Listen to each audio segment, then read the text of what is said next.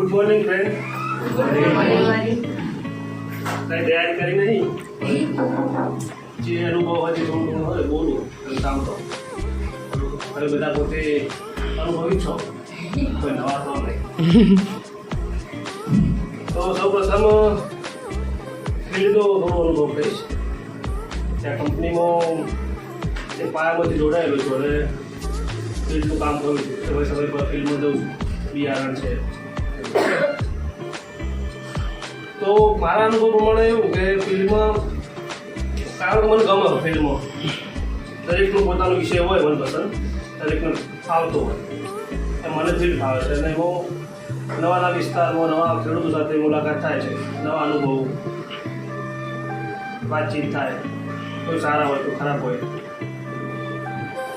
પણ કામ કરવા મજા આવે. સમયનો ખ્યાલ નથી રહેતો. સવારે જઈએ, સાંજે 9-10 વાગે ઘરે પહોંચીએ, સમય નીકળી જાય છે અને નવા સંબંધો બંધાતા જાય છે દિવસે દિવસે.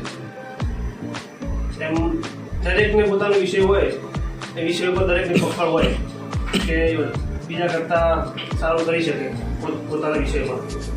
એવી થોડીક નાની સ્ટોરી કહું કે એક બિઝનેસમેન હતો.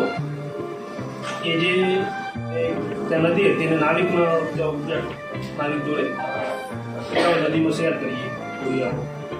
બંને શેર કરતા હતા. બિઝનેસમેન વાતો કરતો કે તને ડાન્સ કરતા ફાવે? નાવિકનો પૂછતો પ્રશ્નો કે ના એવું નથી ફાવતું. અને ગાતા આવડે કે ના? તને કોમ્પ્યુટર આવડે? નથી આવડતું.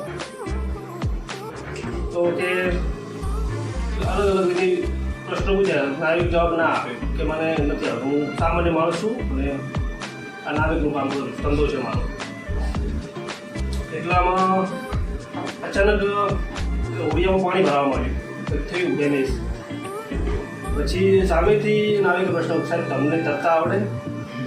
પેલા એ ના પાડી કે આ મારો ધંધો છે, આમાં મને તરતા આવડે છે અને એના કારણે હું બચી જઈશ, તમે શું કરશો? કહેવાનો મતલબ એ કે એનું ફિલ્ડ હતું તો એને પકડ હોવી જ જોઈએ કે એને કોઈ પ્રશ્ન અથવા કોઈ મુશ્કેલી આવે તો નીકળતો આવડવું જોઈએ. બધા અલગ અલગ વિષય જરૂરી છે પણ એમાં થોડું ઘણું ચાલે. તમારા વિષય હોય એમાં તમારે બધું આવડ હોવી જોઈએ. અજબ, ક્લેપ કરો.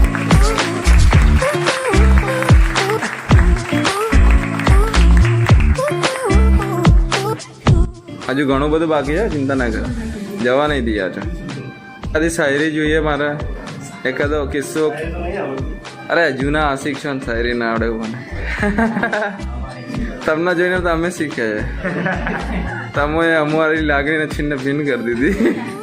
અનુભવ નહીં થયો કોઈ ખેડૂત સાથે કોઈ કેવું કંઈ તો એ બી શેર કરી શકો.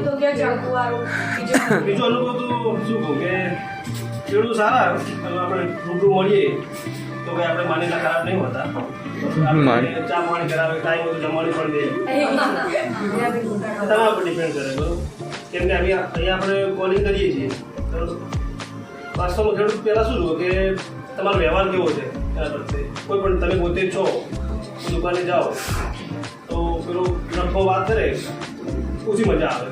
આપણને માન આપે, આવો સાહેબ શું લેશો આના, તો આપણે બીજી વાર જઈએ કે આ જગ્યાએ જાય.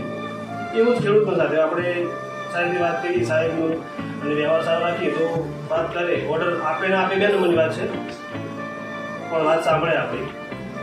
ત્યારે આપણે ડાયરેક્ટ વાત કરીએ સેલિંગની અથવા કામથી, તો એને એમ જ લાગે કે ના આર્યું પણ કંઈક વેચવા જ આવ્યો છે, ખ્યાલ આવી જાય. એટલે વ્યવહાર સારો રાખીએ તો આપણને પણ એને સારું લાગે ને આપણને ઓર્ડર આપી દે 99% કે ભાઈ માણસ સારો છે. ગુડ. શાયરી સર નહીં આવે તો ગમે તે કહી દો, થોટ કહી દો, કોઈ કંઈ બી. कौन कहता है कामयाबी किस्मत तय करती है? વાહ વાહ. कौन कहता है कामयाबी किस्मत तय करती है? इरादों में दम हो तो मंजिलें भी झुका करती है.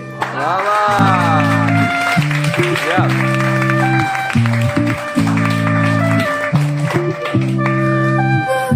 Okay, good.